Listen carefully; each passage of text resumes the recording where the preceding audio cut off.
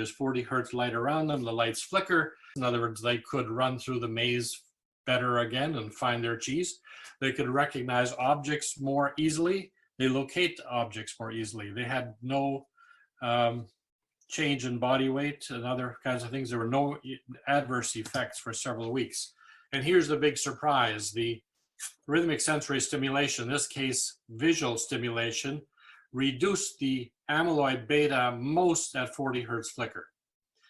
At 20 hertz it actually went up, and at this is where there's no light, the black one. And so you have a serious reduction when you stimulate the brain at 40 hertz.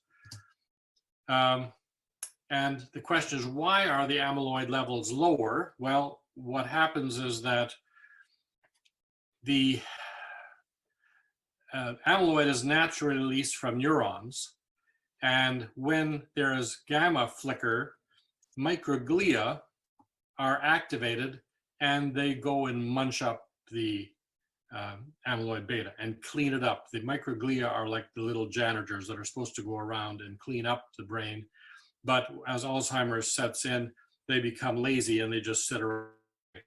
So the pulsation of the light flicker or auditory flicker or vibrotactile flicker activates them. They also saw a significant reduction in the inflammation. There's an increase in immune cells. They saw an increase in the size of blood vessels.